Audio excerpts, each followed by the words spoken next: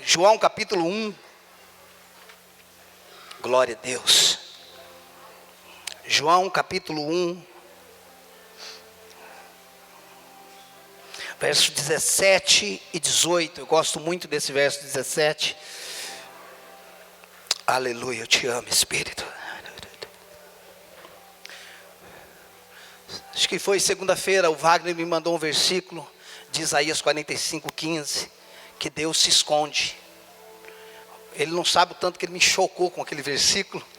Na nossa linguagem, na RA, ela não diz dessa forma, mas em outras linguagens, Isaías 45:15, anota isso para você ver, que Deus se esconde. Mas Deus não se esconde de nós, Deus se esconde para nós.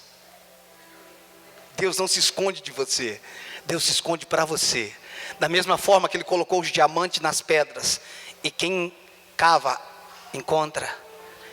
Toda a Bíblia está dizendo e está mostrando, está dando referência de onde Ele está. Buscar-me-eis e me achareis. Aquele que busca me encontra. Deus quer ser encontrado, irmãos. Pensa em um pai brincando com a criança de esconde-esconde dentro de casa, com a criança de 3 anos. O pai não vai se esconder num lugar difícil, senão o filho não acha. E o pai se esconde no lugar fácil, para que o filho o encontre. Deus sabe que se ele se esconder nos lugares difíceis, você não acha ele. Por isso ele está se escondendo no lugar fácil, para que você o encontre. Para que nós possamos entrar em dimensões que nós nunca entramos. Para que nós possamos experimentar o que nós nunca experimentamos. Eu creio numa geração, queridos, que vai experimentar coisas que nenhuma outra geração experimentou. Eu creio. João capítulo 1, verso 17 e 18 diz assim: porque a lei foi dada por intermédio de Moisés, a graça e a verdade vieram por meio de Jesus Cristo. 18. Ninguém jamais viu a Deus. Diga ninguém. Ninguém jamais viu a Deus. O Deus unigênito, quem está no seio do Pai, é quem o revelou. Ninguém do Antigo Testamento, disse João, tinha visto Deus. Ninguém. Por que ninguém no Antigo Testamento tinha visto? Porque ninguém no Antigo Testamento tinha uma revelação. A revelação veio através de Jesus Cristo. Jesus Cristo é a manifestação do Pai. Jesus Cristo é a expressão do Pai. Jesus veio trazer algo que o Antigo Testamento não trouxe. O Antigo Testamento tinha sombras, o Novo Testamento tem realidade. O Antigo Testamento apontava para hoje, e nós estamos aqui hoje. O Antigo Testamento apontava para Cristo. É muito importante quando nós entendemos que toda a palavra de Deus, os 66 livros, é Bíblia. O que nós precisamos entender, o que é Antigo Testamento e o que é Novo Testamento. O que é promessa e o que é fato. Existem coisas que não são promessas, são fatos. Cura não é promessa, é fato. É uma realidade.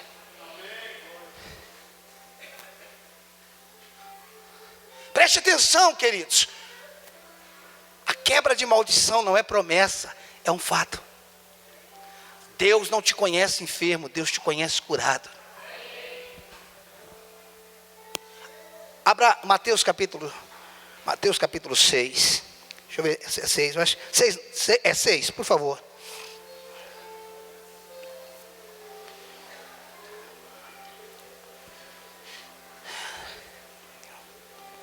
Mateus capítulo 6.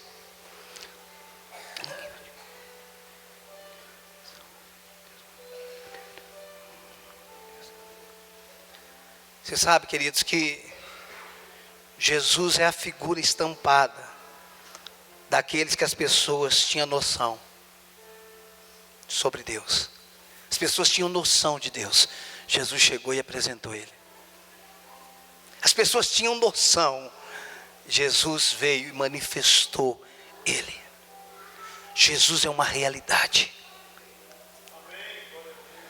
Jesus é uma realidade. Você está entendendo isso?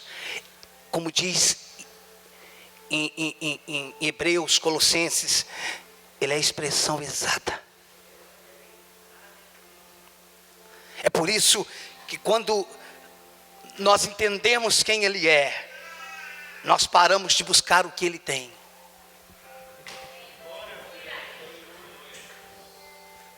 Porque tudo que Ele tem é o que Ele é.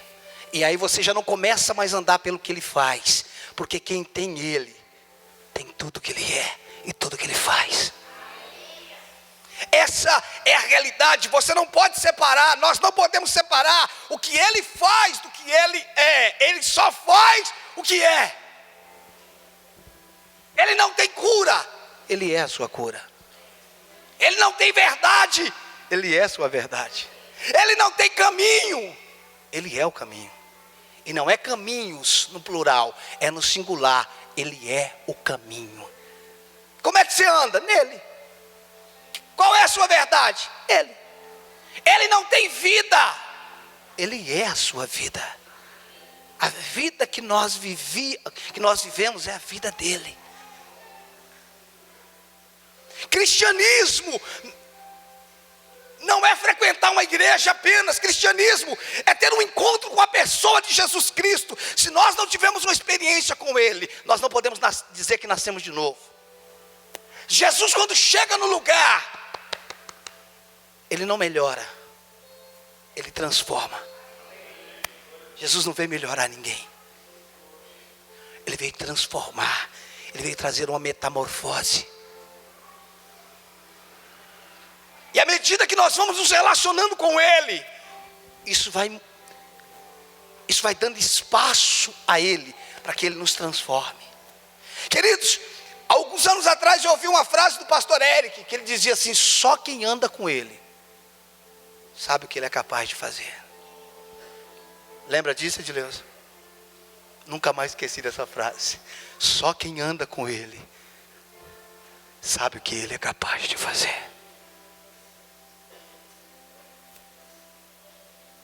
Só quem anda com Ele sabe o que Ele é capaz de fazer. Às vezes as pessoas se alimentam de uma religião. Não se alimente de uma religião. A religião se limita a um momento bom. O cristianismo é uma vida. Ele não para quando esse culto acabar.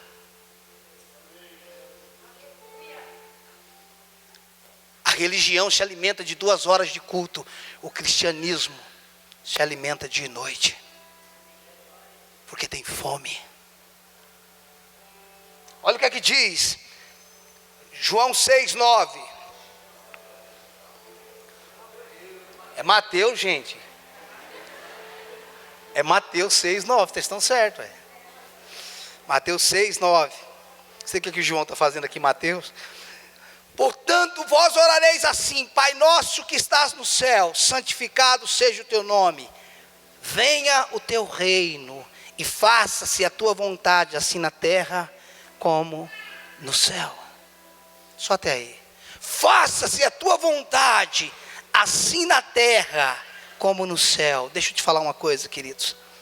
Nós podemos falar: seja feita a tua vontade, naquilo que ainda não foi revelado. Naquilo que foi revelado, você não diga, você não precisa dizer seja feita a tua vontade. Porque eu só peço para Ele fazer a vontade dEle, naquilo que eu não sei qual é a vontade dEle. Mas naquilo que eu sei qual é a vontade dEle, eu não peço para Ele.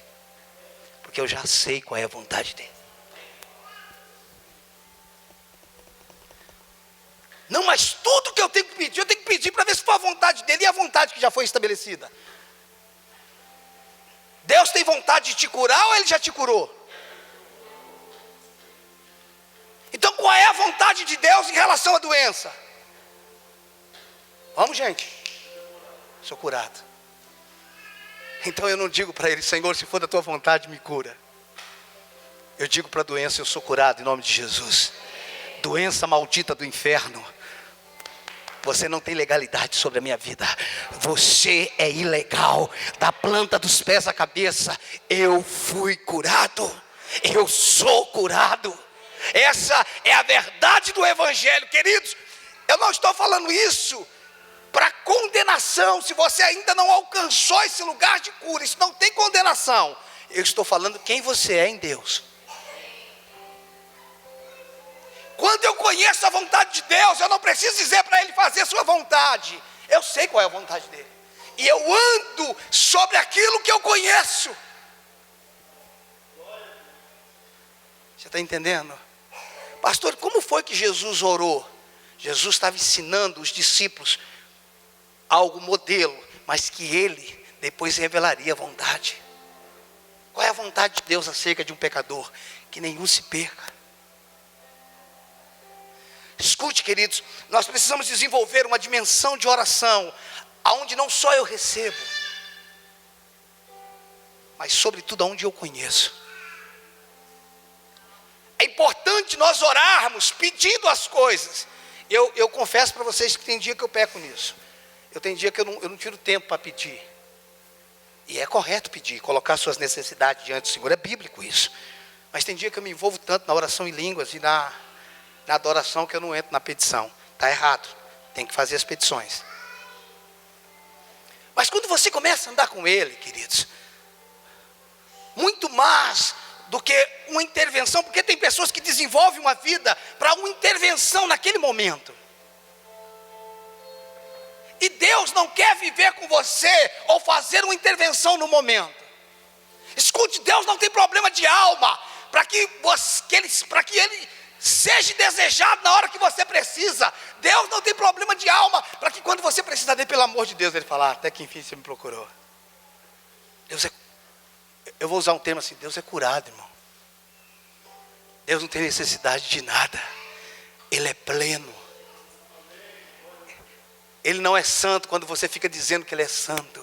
Quando você reconhece quem Ele é, Ele continua sendo o mesmo. Quem muda é você. Eu não convenço Deus dizendo que Ele é santo. Eu sou convencido pela santidade dEle quando eu reconheço quem Ele é. Adorar a Deus, eu vou agradar a Deus adorando Ele. Não, irmão, você não vai agradar Ele, não, você vai ser transformado. A adoração não muda o adorado, a adoração muda o adorador. Deixa eu ver se eu agrado Deus. Não, irmão, se agrade você de Deus. Porque quando a gente desenvolve uma mentalidade de agradar a Deus, a gente desenvolve aquele negócio que se eu agradar, Ele me dá. Se eu chorar no tom certo, Ele me dá. Se eu fizer isso, Ele me dá. Não, queridos, Ele não te dá, Ele te deu. Sabe, Ala, quando é que alguém tem condições de te dar algo, sem você ter feito nada? É quando Ele está resolvido e não espera nada de você. Sabe por que Ele nos amou quando nós ainda éramos pecadores? Porque Ele falou, eu posso te amar independente de qualquer coisa que você faça. Eu posso te amar independente, sem concordar com o que você faz, eu continuo te amando. Por isso que o apóstolo Paulo, entendido disso, diz, quem nos separará do amor de Deus que está em quem? Cristo Jesus. Quem é Cristo? Cristo não é só, se é que eu posso colocar só, o libertador. Cristo é a manifestação, é a incorporação, é a encarnação do amor de Deus. Cristo expressa o amor de Deus. Quem olhava para Jesus poderia ver amor, porque Ele era o amor encarnado. Relaxa, irmão. Para de tentar comprar Deus. Simplesmente reconheça, Ele me amou. Não está escrito em lugar na Bíblia que Ele me ama, mas sempre que Ele me amou.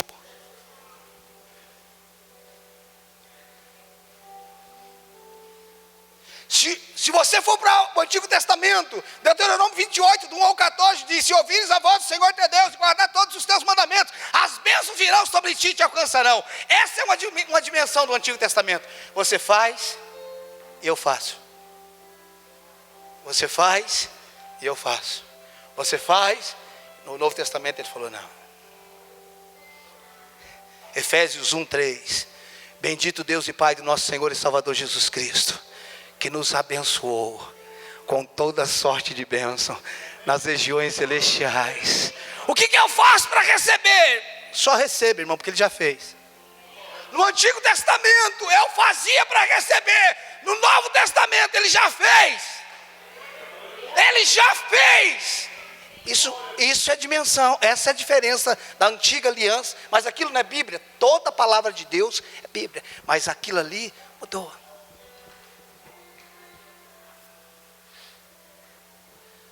No Antigo Testamento é como se o homem comprasse alguma coisa de Deus. No Novo Testamento tudo foi pago. Tudo foi pago.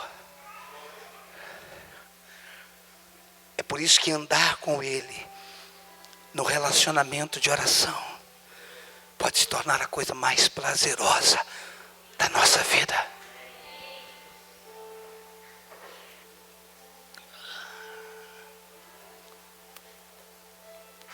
É por isso que quando nós rompemos um teto de incredulidade e de uma mentalidade errada, nós começamos a desfrutar de uma dimensão que já está feita em Jesus. Eu já disse aqui por algumas vezes assim, nós estamos a um pensamento do que Deus tem para nós. O que nos impede de viver o que Ele tem para nós é um pensamento, uma maneira errada de pensar. O dia que nós rompermos com esse pensamento, nós entramos. A fé não faz Deus fazer. A fé reconhece o que Ele fez e se apropria dela. A fé não faz Deus fazer.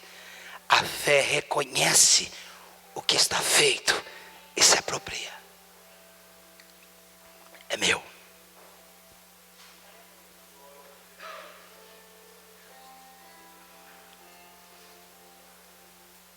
Você está entendendo isso? A igreja perece por falta de conhecimento, de saber quem Deus é, quem Jesus é, e quem nós somos em Jesus, e quem Ele é em nós.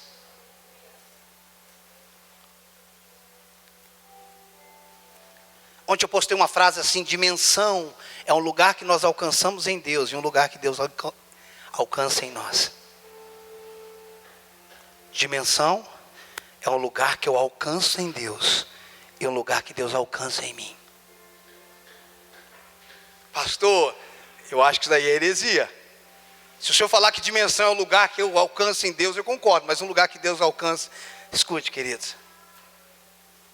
A dimensão que eu alcanço em Deus, eu desfruto de tudo aquilo que Ele fez. A dimensão que Ele alcança em mim e você, Ele faz tudo o que Ele quer fazer. Existem pessoas que encontram uma dimensão em Deus, mas Deus não encontrou uma dimensão nela. Tem gente que está sentado com Cristo nas regiões celestiais, mas não trouxe Cristo para a terra.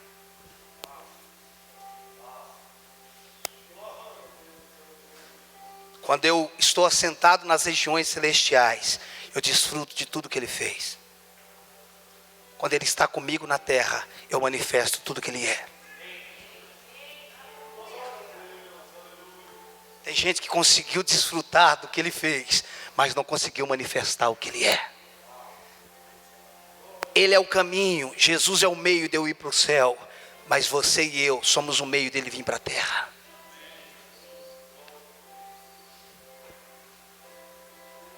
Você está entendendo isso? Sem Ele disse: eu sou o caminho, a verdade e a vida, ninguém vem ao Pai se não for por mim.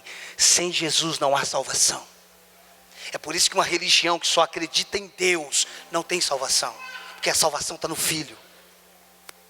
Tem gente que só acredita em Deus. Deus é real? Claro, mas a salvação está no Filho. Quem tem o Filho, tem a vida. Quem não tem o Filho, não tem a vida. A vida está em Jesus. Então, Ele é o meio que nós vamos para lá. E nós somos o meio que Ele vem para cá. Aí entra aquela frase que eu sempre digo: se você acordar amanhã, Ele vai estar com você. Se você não acordar, você vai estar com Ele. Porque eu estou aonde Ele está, e Ele está aonde eu estou. É uma ligação. A dimensão que eu alcancei nele faz desfrutar de tudo que Ele fez. A dimensão que Ele alcançou em mim faz Ele manifestar tudo que Ele é. E a igreja precisa conhecer. Escute, querido, se eu tenho dúvida acerca da cura, eu já vou orar com dúvida. Sim ou não? Eu já entro com a porcentagem de incredulidade. Você está entendendo? Se eu vou orar pela Edileuza, e eu tenho dúvida se é da vontade de Deus que ela seja curada, eu já entrei com incredulidade. Porque a dúvida, a incredulidade é um tipo de dúvida. Mas quando eu entro na certeza, acabou. Mas eu só posso entrar na certeza se eu conheço a vontade. Aquele que não nos negou o seu único filho, não nos deu com ele todas as coisas.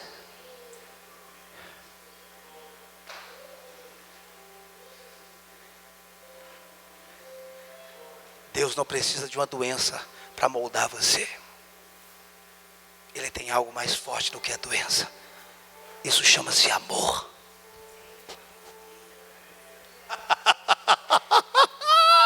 Vou colocar uma doença para moldar ele. Ele não precisa de doença, irmãos. Escute. A maldade nunca esteve nele. Ele nunca foi mau. Ele é bom em todo tempo. Mesmo quando eu não entendo. Mesmo quando eu não sei o que Ele está fazendo. É por isso, queridos, que quando eu conheço, mesmo que eu não entendo, eu confio.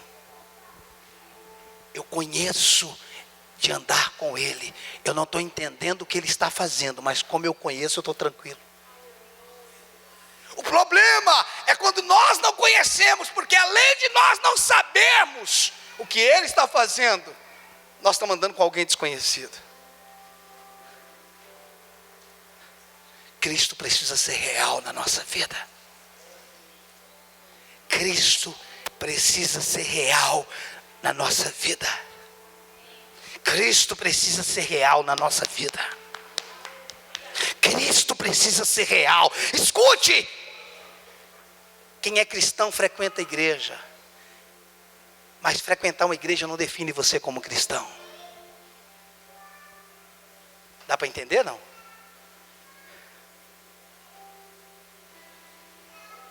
Quem é cristão frequenta uma igreja. Mas frequentar uma igreja não define que você é cristão.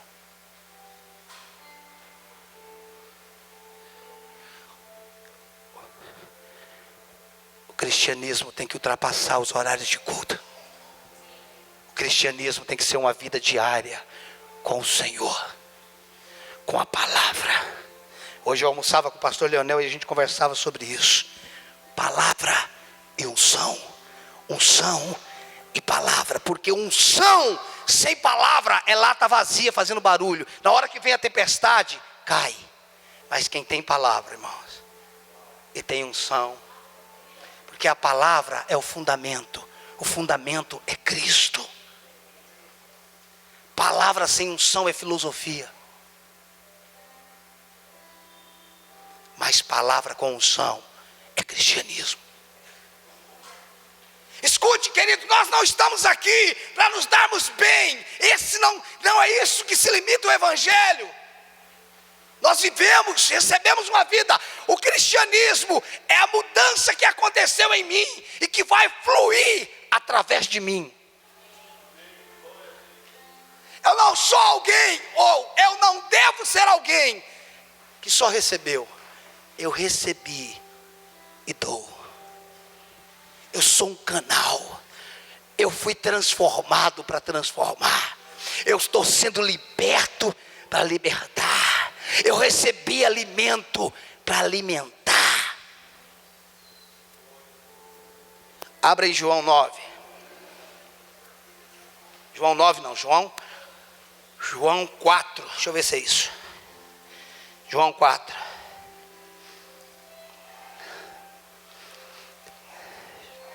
João 4, versículo 13.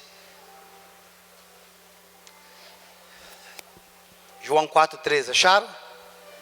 Olha o que é que diz, 4,13.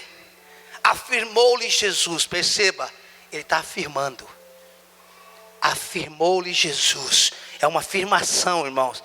Quem beber desta água, olhe para mim, quem beber desta água, tornará a ter sede.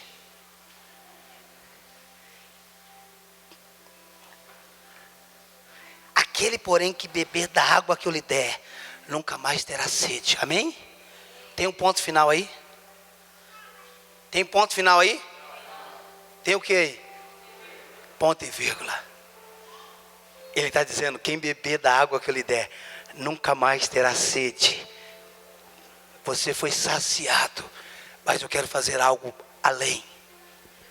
Nunca mais terá sede, pelo contrário. A água que eu lhe der de beber será nele uma fonte a jorrar. Eu começo como sedento e termino como uma fonte.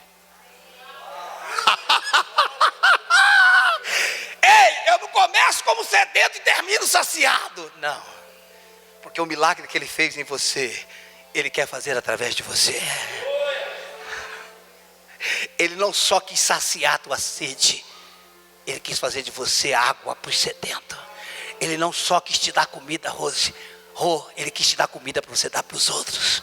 Ele não só quis te dar dinheiro, ele quer te dar dinheiro para você abençoar as nações, os missionários. Escute, entenda um princípio do reino. Entenda um princípio do reino. Se você anote isso. Não há nada que Deus faça que pare em mim. Qualquer coisa que eu tenha dito que recebi de Deus e não abençoa alguém além de mim, não foi Deus.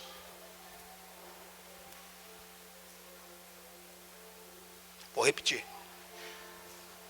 Não há nada que venha de Deus que pare em mim. Qualquer coisa que pare em mim não veio dele. É por isso que ele criou quantos pés de laranja? Lá no começo ele criou quantos? Quantos? Diga um. Ele não precisa mais do que um. Porque no um ele colocou laranja. E dentro da laranja tem semente que produz. Laranja, eu não criei você só para ser laranja. Eu criei você para ser um laranjal.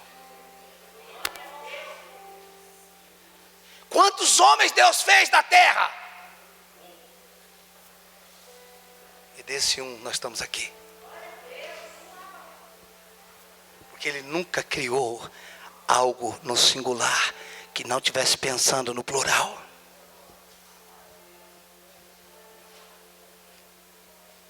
Quando nós entendemos o reino, o eu sai e nós entramos.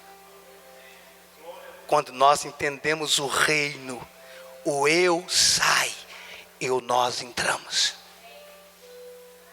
Reino não é nós por eu, é eu por nós. Aonde tem eu não tem nós, e aonde tem nós não tem eu. Aonde está tendo, escute, nós, eu e André, escute, eu e ela não é nós. Nós não é a soma do eu, nós é a ausência do eu. Tem gente que pensa eu, mas ela dá nós. Essa matemática está errada. Aonde tem nós, é porque acabou eu, meu, e acabou o eu dela.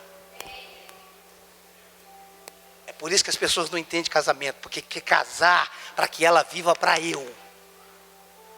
Que ela faça para eu. Pastor, essa conjugação está errada, eu estou fazendo propositalmente. Para eu. Que ela faça eu feliz. Ela faça o que eu quero. Esse casamento está falido. só pode casar aonde acabo eu. E agora não tem mais eu. Tudo que tem aqui é para nós. Por isso que não tem o meu dinheiro e o dinheiro dela. Não tem o meu carro e o carro dela. É nosso. Porque aonde tem nós não tem mais eu. Você deveria, marido, deixar de ser tacanha e dar o número da sua conta para tua esposa, para você saber. Porque se você morrer de um infarto fulminante, ela não tem trabalho de entrar na justiça para desbloquear aquele dinheiro. Coitado da mulher, tem que pedir dinheiro emprestado para fazer o velório de Deus, porque o dinheiro está bloqueado, porque o infeliz morreu e nem o número da conta deixou. Pastor, se ela souber o número da minha conta, ela tira tudo. Isso não é mulher, isso é um inimigo, irmão. Escute, igreja não é consciência. O que essa igreja pode fazer por mim? Nada. Se você quer uma igreja para você, monte a tua sinagoga. E a sinagoga nasceu lá na Babilônia. Você juntava 3, 4 famílias e abria uma sinagoga. Esses dias eu estava conversando com um pastor, e ele falou para mim: pastor, eu estou abrindo um ministério, você pode me dar um conselho? Eu falei: vou te dar 2.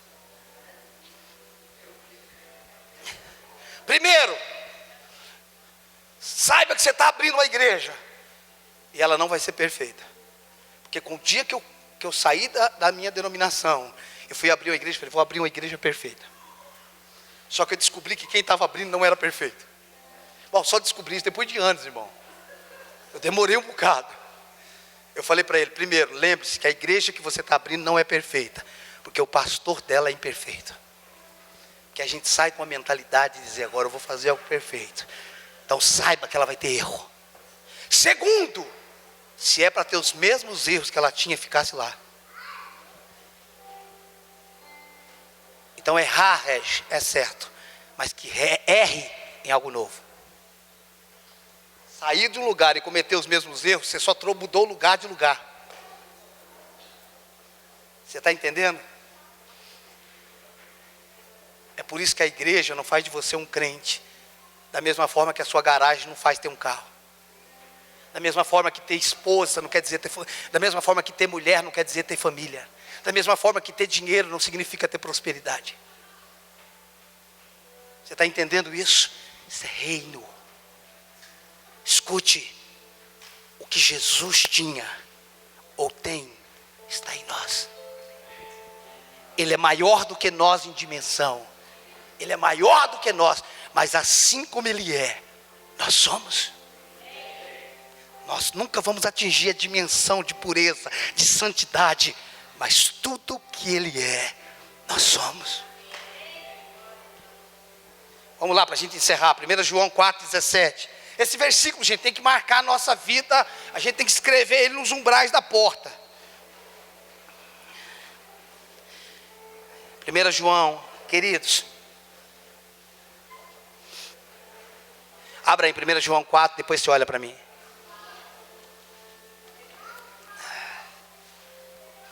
Queridos, olhe para mim. Eu acho que daqui só quem conheceu ele foi eu e o Marcelo. Nós conhecemos um homem alguns anos atrás, que já faleceu, chamado Reinaldo Textor. Ele dizia que música educa, que canção educava. Quando você está cantando uma canção no tempo errado, você está gerando uma educação errada nas pessoas. Fé não é esperança. Fé é certeza. Se a fé fosse esperança, Hebreus 11 dizia: a fé será o firme fundamento. Aí você teria esperança que um dia ia chegar. Mas a fé não é futurista. E nem tão pouco a fé é passado. Por isso que não está escrito: a fé foi. A fé não é passado nem futuro, a fé é presente. Por isso que está escrito: a fé é. Quando é que você crê na cura? Agora. Não é amanhã não. Quando você acordar amanhã com dor, eu sou curado agora. E depois do almoço, se estiver doendo, eu sou curado agora. A dor não me define. O que me define é o que Deus diz. Porque se tem uma coisa mentindo entre a palavra e a minha alma, não é a palavra que está mentindo. Não é a palavra, é o meu corpo. Você está entendendo isso? Se tem alguém mentindo aqui, não é a palavra. A palavra de Deus é viva e eficaz. Nós só podemos ter uma verdade. Verdade é o que Deus diz. No nosso casamento, na nossa mesa, nos nossos filhos, no nosso celeiro, no nosso ministério. Não negocie, não tenha duas palavras. Essa é a verdade que deve inculcar, ou está inculcada. A Bíblia diz: inculca isso nos teus filhos.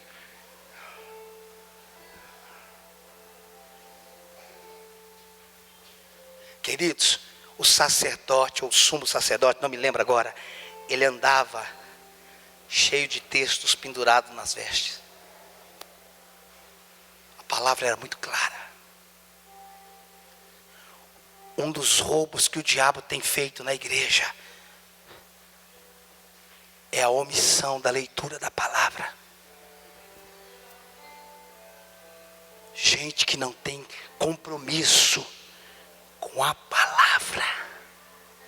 Deus não faz aliança com pessoas.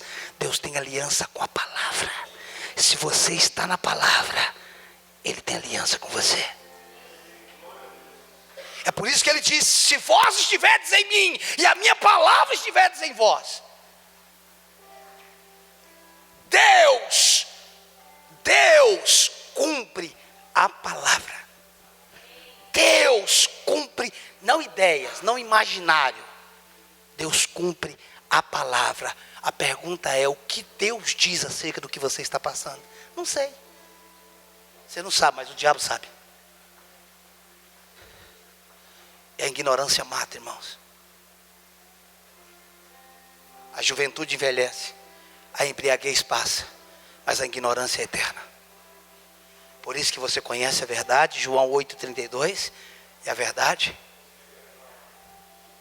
A salvação é instantânea, mas a libertação é processual. Cada entendimento que a gente tem acerca de uma coisa, uma libertação aconteceu. 1 João 4,17.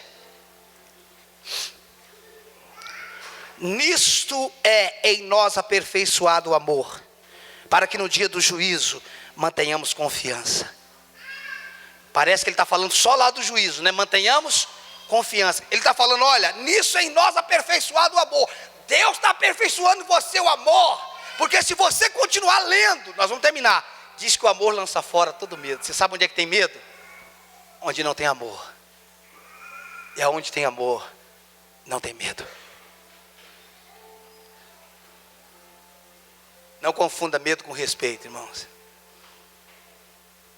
Respeito é aquilo que as pessoas têm por você mesmo quando você não está. Medo gera um comportamento só quando você está. Se as pessoas só te respeitam quando você está, elas não te respeitam, elas têm medo. Quando eu estou aqui, o negócio funciona. Pois é, porque você é um líder muito ruim. Líder bom é Jesus, que ele foi embora e o que ele deixou está funcionando até hoje.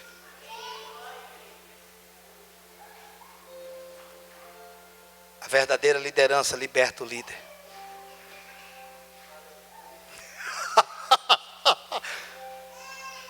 Tem gente que fica orgulhoso de dizer: sem mim isso aqui não funciona, porque você é ruim demais.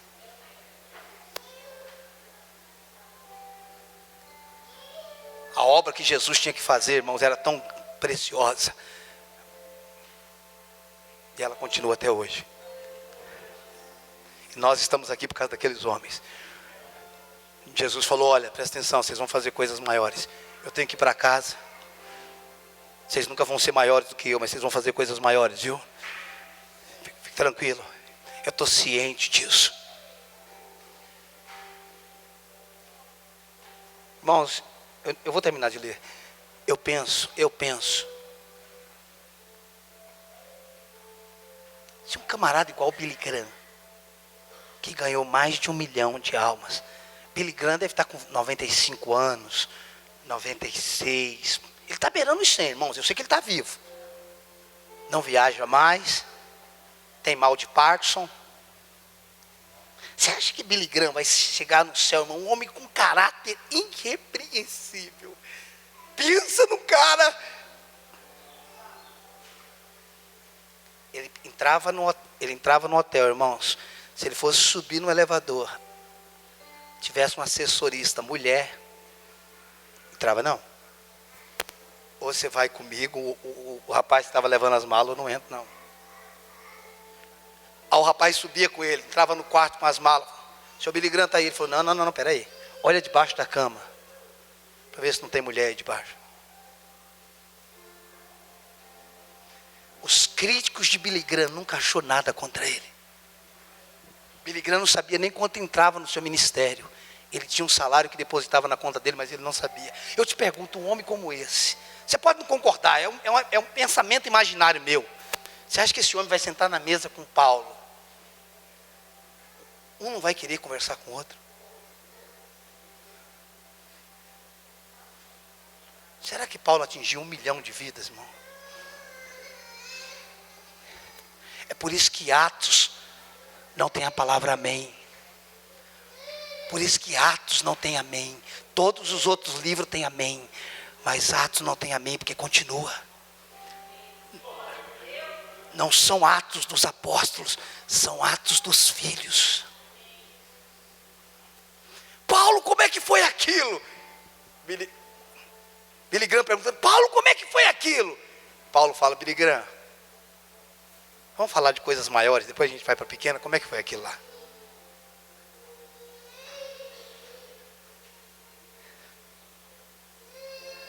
Como é que era o avivalista da Rua Azusa? Como é que é o nome dele? William Seymour. Paulo, como é que foi aquilo? William, cara, me explica como é que a 1 quilômetro de distância as pessoas caindo, chegando na igreja. Você está com expectativa de encontrar pessoas lá? Eles estão com expectativa esperando você chegar. Senta aqui comigo, me conta como é que foi. Sabe por que eu creio nisso, Alex? Porque eles eram homens pecadores igual nós. O único que está lá sem pecado nenhum é Jesus Cristo de Nazaré. Ei, irmão, vai dar uma conversa boa. Toda essa galera junto. É conversa assim, irmão, para 1 trilhão de anos. Uau. Eu quero sentar na mesa, irmão. Eu quero sentar na mesa. Jesus vindo servir e a gente rindo. E ele rindo, esses meninos são demais. Irmãos, você nunca assistiu o Mundo Fantástico de Bob? Deixa eu desfrutar do meu. Tem gente fazendo coisas grandiosas para Deus, irmãos. Porque entender esse texto. Nisto é em nós aperfeiçoado o amor, para que no dia do juízo mantenhamos confiança. Não vamos chegar lá com medo. E aí, imagina aquela fila. Será que você foi escolhido? Será que não foi? Porque parece que o negócio você fica assim, né? Espera lá fora na sala, a gente está vendo quem que a gente vai escolher, vai dar a vaga. Todo mundo fica lá. Será que assim vai estar assim no dia do juízo, irmão? E aí, cara, você acha que passa? Rapaz, eu tenho um pecado quando eu tinha 5 anos de idade, eu não sei não. Aquele negócio lá foi feio. Nisso tem em nós aperfeiçoado o amor, para que no dia do juízo mantenhamos confiança. Você não vai chegar lá roendo a unha, você vai chegar lá rindo. Até que fim chegou. Por quê? Porque eu desfrutei do amor de Deus. O amor de Deus não vem trazer condenação. Quem traz condenação é o Satanás. Para que no dia do juízo mantenhamos confiança, pois segundo Ele é. Parte C, pois segundo Ele é. O que é que diz o resto? Nós seremos lá no céu. Também nós somos nesse mundo. Pastor, eu sou imprestável. Vê o que Jesus está falando que você é imprestável. Eu não presto para nada. Pois é o que ele está dizendo. Não é isso que ele está dizendo, não. Eu sou um pecador miserável. Não é isso que ele está dizendo. Ele está dizendo que você é igual a ele. Reclama com a Bíblia, irmão. É a Bíblia que está dizendo que você é igual a ele. É porque ele não sabe. Será que ele não sabe o que eu estou vivendo? Ele sabe o que você está vivendo. no pecado que você está envolvido, mas Ele não te olha a partir de você. Ele te olha a partir dEle. Qualquer coisa que você está vivendo no pecado, não é a sua realidade. A sua realidade é santa. É por isso que quando Ele olha para você, Ele te vê curado. Porque Ele olha para você a partir do que Ele é, e não do que você é, e nem daquilo que o diabo diz que você é. Os músicos, por favor, Cleito. Você sabe qual é a vontade de Deus. Irmãos, isso aqui, ó. Isso aqui não é para estudar, para pregar não, irmãos. Medita nela de dia e de noite. Igreja, olhe para mim. É isso aqui. Pastor, tem livros bons. Depois disso aqui. Leitura do livro e a Bíblia. Bíblia. Livro é experiência. Bíblia é verdade.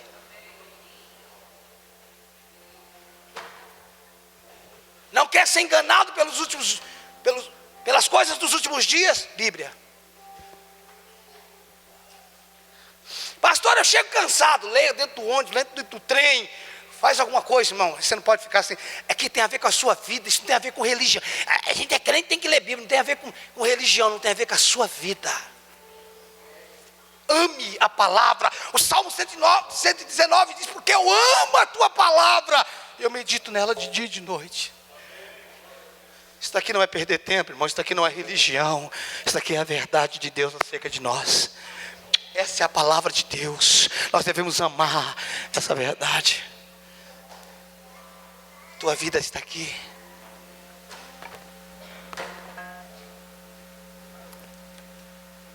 Orar sem ler. Orar sem ler é andar e não enxergar. Ler sem orar é enxergar sem andar. Quem ora e não lê, anda, mas não enxerga. Quem lê e não ora, enxerga, mas não anda. As duas coisas. Eu quero andar, eu quero ver. Eu sei o que Deus diz.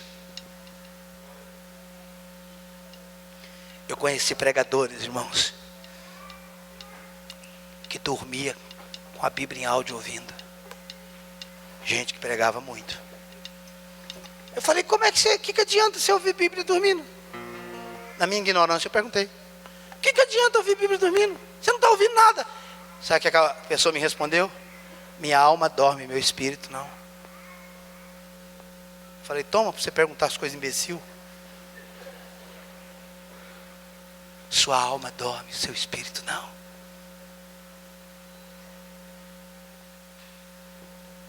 Sabe por que você está vivendo o que você está vivendo? Porque você fez das suas experiências uma verdade, dos seus traumas as suas verdades, das mentiras e safadezas de Satanás a sua verdade. A minha enxaqueca, tá, entendi. Isso é uma mentira. Sua é a cura. A minha diabetes, já estou registrando ela no meu nome, é minha. Se Deus não diz que eu não tenho. Mas se Ele diz que eu tenho, é minha. É, pastor, você não sabe o que eu estou... Irmãos, verdade é o que Deus diz. Pastor, estou morrendo e não venci, mas vou morrer lutando. Eu prefiro morrer crente do que viver em incredulidade. Ah lá, creu tanto, mas morreu doente, mas não chegou no céu doente, irmão. Eu não soube de ninguém que chegou aleijado no céu. Não soube de um cancerígeno que chegou no céu. Eu não vi um coxo que chegou no céu. Morreu coxo, mas chegou no céu andando. Morreu bandido na cruz do Calvário, mas não chegou lá bandido não, irmão. Porque bandido nem lá não entra. O justo, ele não só vive pela fé, ele morre pela fé.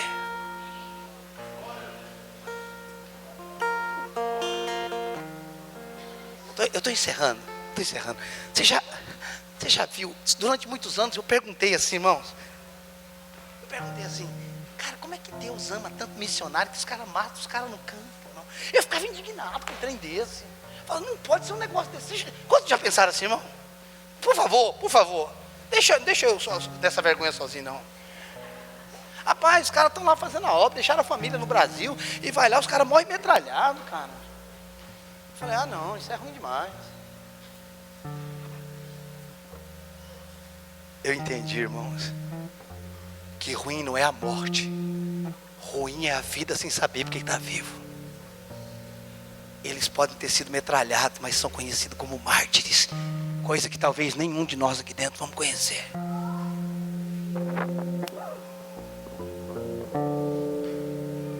Pegaram uma família, irmãos, mataram a criança na frente do pai para ver se o pai negava a família. Jesus não negou, matou o outro. Tudo sendo metralhado, irmão, pegou a esposa, foi metralhando, e o pai e o marido dizendo, não, a minha esposa não. A mulher dizia, amor, aguenta firme, né? Já já nós vamos nos encontrar. Ah, irmãos, eu tenho vergonha do evangelho que eu vivo. Na hora do homem, irmãos, na hora de matarem ele, que foi colocar a venda, ele falou, não põe a venda não, eu quero mirar bem para onde eu estou indo. Não põe a venda não. E na última hora ele decide cantar uma canção que o R.R. Soares gosta muito. Estou seguindo a Jesus Cristo, desse caminho eu não desisto. Estou seguindo a Jesus Cristo, atrás não volto, não volto não. Você pode matar o meu corpo, mas você não mata um crente, porque crente não morre, irmão. Você enterra ele vira semente. Você logo coloca ele na terra, nasce 1000 depois daquilo ali, irmão. Esse trem não morre, irmão. Crente não morre, muda de endereço, irmão. Matei! Mudou de endereço, bora do céu.